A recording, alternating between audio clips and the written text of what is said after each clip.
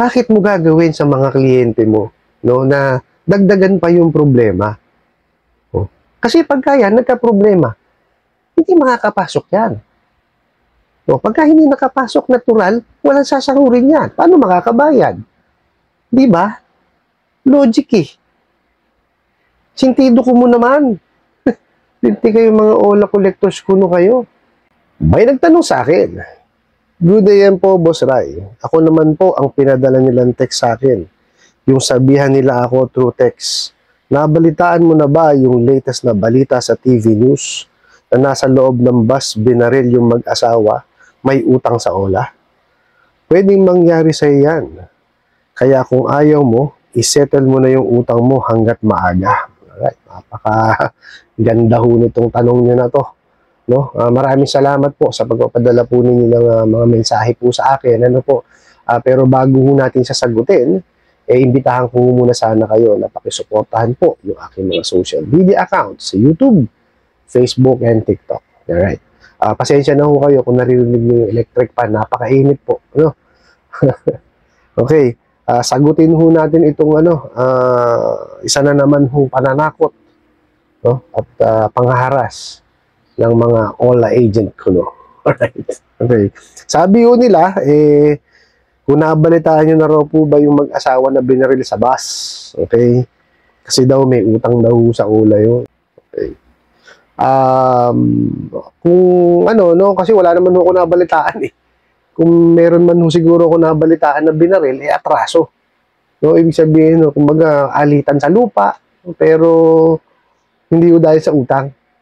Ano po? Kasi, ito lang ko sasabihin ko sa inyo, no, unang-una po, no, itong mga ola ho na ito, no, hindi ho nga makatungtong sa bahay po ninyo.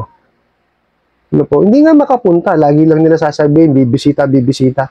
Hindi naman bumibisita. Tsaka sasabihin, bibisita pa sa barangay. Oh, ano ang kinalaman ng barangay ho dun sa utang po ninyo? Hindi po ba? Oh, yung mga yan ho, saan nagtatago? Sa harapan ho ng nila. Monitor ho nila. Oh. Hindi po ba? Tsaka ho, tingnan nyo. Sa dami ho ng kliyente ho nila, matatandaan ho nila yung mga muka. Ganun ho katalas ang memorya nila. Oh. Hindi ko masasabing matalas ang memorya nila eh. Bakit po? Tingnan nyo. Pagka ho sila tumawag, scripted. Di po ba?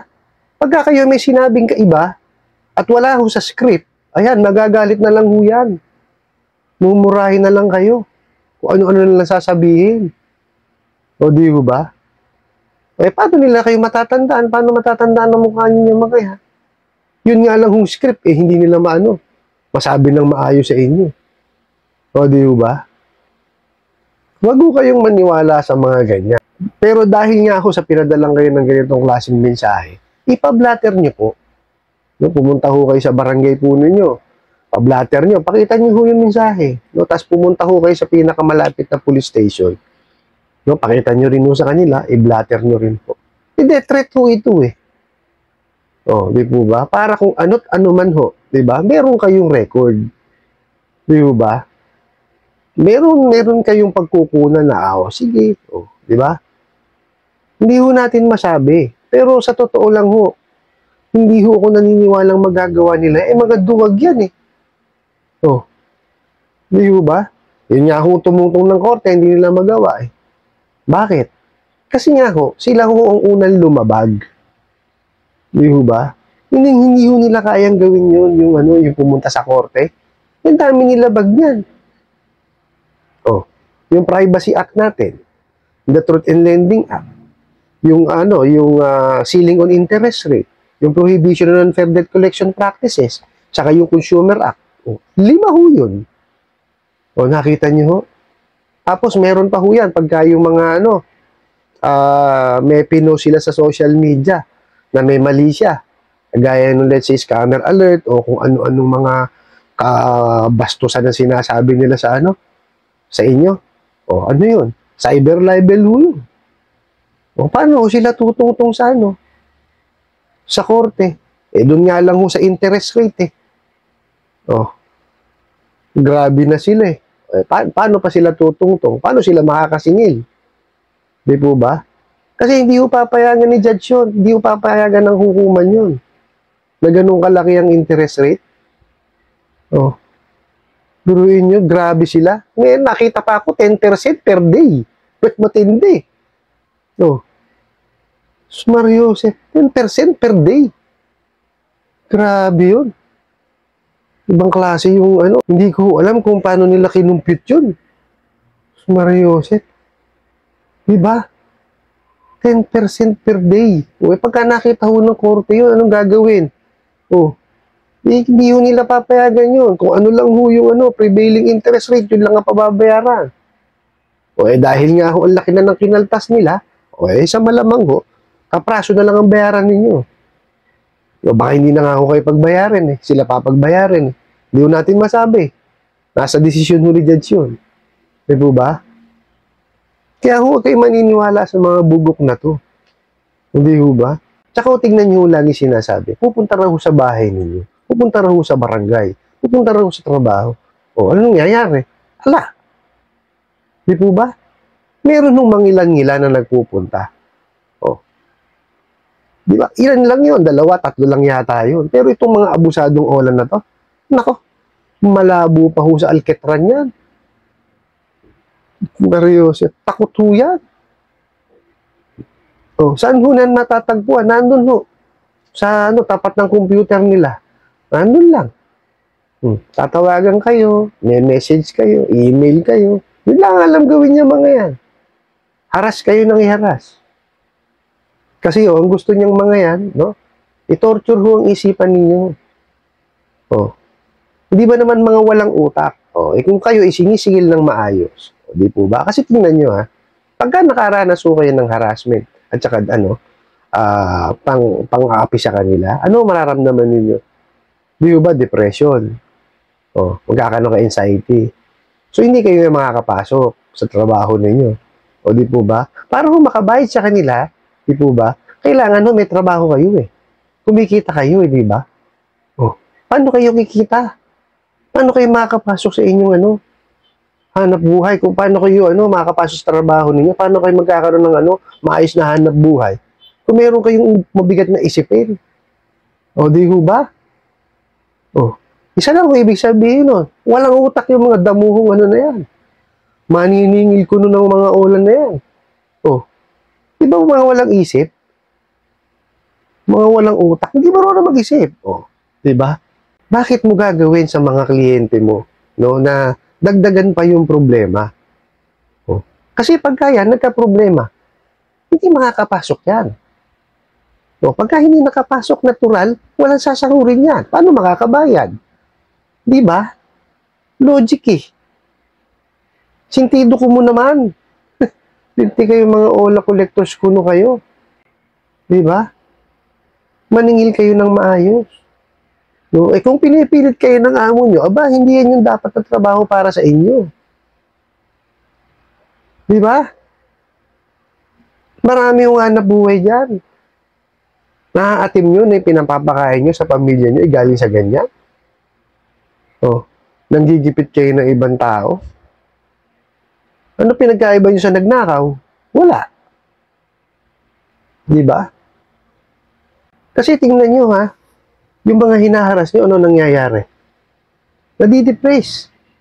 Oh, sino naapektuhan? Pamilya nila. Lalo na sila. Ang bigat para sa kanila nun. Tinotorture nyo yung utak Di ba? Napakawalang yanin nyo So, dun ho sa nagtanong, huwag nyo pansinin ho itong mga ganitong klaseng mensahe. Kasi ang gusto niyan, torturein ho ang isip po ninyo. Oh, kasi pag na-torture nila isip ninyo, ibig sabihin ho nun, makukontrol na nila kayo. O, di ba, kagaya ho niyan, sinabi ho, diba, tinatakot kayo na may nabalitaan na ba kayo na, na mag-asawa, binaril sa sa bus. O, di po ba? Dahil daw sa utang sa ola. O, ano tinotorture ng mga yan? Utak niyo ho. Isip niyo tinotorture niyang mga yan. Huwag niyo silang pagpapansinin. Kagaya yung sinabi ko sa inyo kanina, pa-blatter nyo po. No? Tapos, ayan po, ipa-flash ko sa screen. Diyan ho kayo mag-complain. Lahat ho ng screenshot, ng mga pananakot ho nila, no? Padala nyo po sa SEC, i-complain nyo po sila. No? Para ho, para kahit pa paano, naka-record ho lahat ng ninyo, mga complaints ninyo. Kasi mahirap po yan, sasarilin ninyo lang. No? Tsaka isa pa hong importante dyan is, sabihin nyo sa mga kaanak po ninyo. No? Kaya hanggat maaga, sabihan nyo na sila na hindi nyo naman kanyo alam na ganyan na mangyayari. Nangailangan kamo ko Hindi ko maalam na ganyan pala sila maningil Sabihan nyo na ng maaga. Pero ang pakakaingatan nyo po lagi, yan pong mental health po ninyo. No? Kasi ang mga bugok na ola na to, yan, mental torture po ang lagi nilang panlaban. No? Wag po kayong papayag na ibang tao po ang kumontrol ng inyong isipan. No? Labanan nyo yan. No? Importante ho dyan, may nakakausap po kayo. No? Kagaya ho nito, tama ho yan. Pinadala nyo sa akin yung tanong. No? Sasagutin ho natin. Kahit paano po, sana nakatulong itong mensahe ko sa inyo na to. No? Huwag nyo silang intindihin. Mga walang magawa ho sa buhay ang mga yan. Sa susunod do, sila na maglalaro ng laway. Tingnan nyo. Ginagawa na ho ng paraan ho ng gobyerno natin yung mga yan. No? Talagang napakahirap lang hong hanapin. No? Kung matutuntun lang talaga, nako, saglit lang ho yan. No? Makakatapat ho yung mga yan. Talaga ho, antayin na lang ho natin. Sa ngayon ho talaga napakahirap nilang hanapin Nakita nyo, naipasara na. O diba, tinanggalan na, nirevoke na ang lisensya. O, nag-ooperate pa rin. Hindi mo kasi matuntun Kung natutuntun lang yung mga bugok na yan, edi saglit lang yan. O di ba? Ulitin ko ho, ang pangalagaan nyo po, yung inyong mental health. Mahirap po, na magkaroon ng anxiety at depression. Kasi ang gusto talaga niya mga ulal na yan, is torturein po ang inyong isipan. Po? Pag-ipunan nyo na lang. No? Pag-ipunan nyo po, bayaran nyo siya one time. Tapos, tapos na yan. Huwag nyo na silang isipin. No? I hope nasagot ko po itong katanungan na to at sana po makatulong. Maraming salamat po sa inyong walang sawang pagsuporta at panonood sa aking mga videos. Maraming salamat po sa inyong pag-like, pag-share, pag-comment at pagtatanong. And kunin ko na rin po itong opportunity na to na pakisuportahan po yung aking mga social media account sa YouTube, Facebook, and TikTok. Hanggang sa muli po. Yun lang.